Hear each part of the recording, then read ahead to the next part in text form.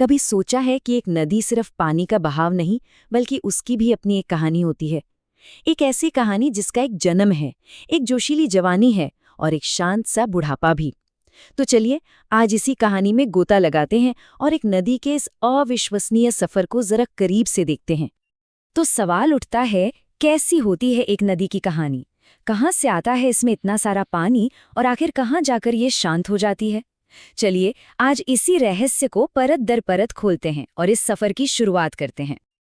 अच्छा, सबसे पहले ये समझ लेते हैं कि नदी आखिर होती क्या है। बहुत सीधे साधे शब्दों में कहें तो ये पानी का एक कुदरती रास्ता है जो कहीं से शुरू होता है और बहते बहते अपनी मंजिल यानी किसी बड़ी झील या समुद्र में जाकर मिल जाता है। तो फिर देर किस बात की? चलिए इस रोमांचक सफर पर निकलते हैं। हम देखेंगे कि एक नदी अपने जन्म से लेकर समुद्र में मिलने तक की पूरी यात्रा कैसे तय करती है। पता है, एक नदी की जिंदगी भी काफी हद तक हमारी जिंदगी जैसी ही होती है। इसके भी 3 बड़े पड़ाव होते हैं। पहला, ऊपरी धारा, जिसे हम नदी की जवानी कह सकते हैं।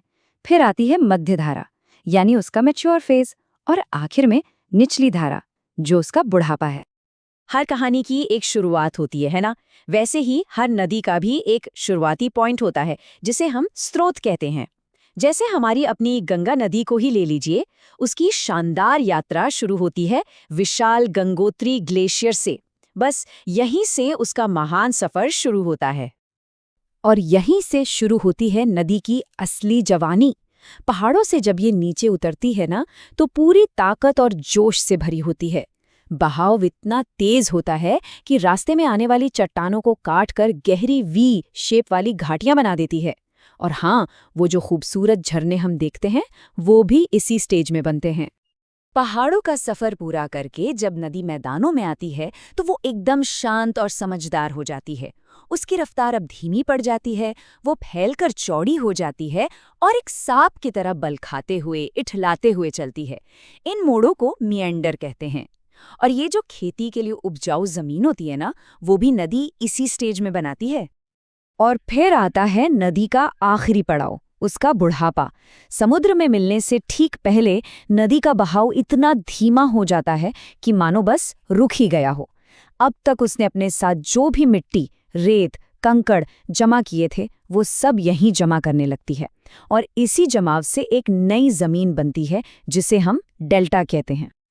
और एक मजेदार बात जानते हैं, हमारी गंगा और ब्रह्मपुत्र नदियां साथ मिलकर दुनिया का सबसे बड़ा डेल्टा बनाती हैं। जी हाँ, सुंदरबन डेल्टा। ये एक बेहतरीन मिसाल है कि कैसे एक नदी अपनी जिंदगी के आखिर में भी कुछ नया, कुछ विशाल बना सकती है। अच्छा, हमने एक नदी का सफर तो देख लिया, पर क्या दुनिया की हर नदी एक जैसी होती है? जी नहीं, बिल्कुल नहीं। चलिए अब भारत में ही पाई जाने वाली 2 खास तरह की नदियों में क्या फर्क है, ये समझते हैं। तो देखिए, भारत में हम नदियों को मोटे तौर पर 2 हिस्सों में बांट सकते हैं। एक है हिमालयी नदियां, जैसे गंगा और यमुना। ये ग्लेशियर से निकलती हैं, इसलिए इनमें साल भर पानी रहता है। और दूसरी तरफ हैं प्रायद्वीपीय नदियां, जैसे नर्मदा या गोदावरी। ये बारिश पर निर्भर करती हैं, इसलिए ये मौसमी होती हैं। मतलब बारिश हुई तो पानी है, नहीं तो कभी-कभी सूख भी जाती हैं। नदियों की कहानी सिर्फ पहाड़ों और मैदानों की कहानी नहीं है, ये हमारी अपनी कहानी है। सच कहूं तो ये हमारी लाइफलाइंस है। लेकिन आज हमारी ये लाइफलाइन बहुत बड़े खतरे में है। आइए देखते हैं कैसे। जरा सोचिए, हम जो पानी पीते हैं वो कहाँ से आता है? खेतों में जो फसलें उगती हैं उन्हें पानी कौन देता है? हमारे घरों में जो बिजली जलती है वो कैसे बनती है? इन सब सवालों का जवाब कहीं ना कहीं नदियों से जुड़ा है। पीने के पानी से लेकर खेती और इंडस्ट्री तक सब कुछ तो इन्हीं पर निर्भर है। इनके बिना तो शायद हमारी सभ्यता ही नहीं होती। इतना कुछ देती हैं हमें नदियां, लेकिन बदले में हम इन्हें क्या दे रहे हैं? आखिर वो कौन सी वजह है जो इन जीवन देने वाली धाराओं को आज मौत की तरफ धकेल रही है? इसका जवाब सिर्फ एक शब्द है, प्रदूषण। फैक्ट्रियों से निकलता जहरीला कचरा, ये प्लास्टिक जो कभी खत्म ही नहीं होता, शहरों से आने वाली सारी गंदगी, ये सब मिलकर हमारी पवित्र नदियों को धीरे धीरे एक जहरीले नाले में बदल रहे हैं। तो आखिर में सवाल ये नहीं है कि नदियां हमारे लिए क्या करती हैं।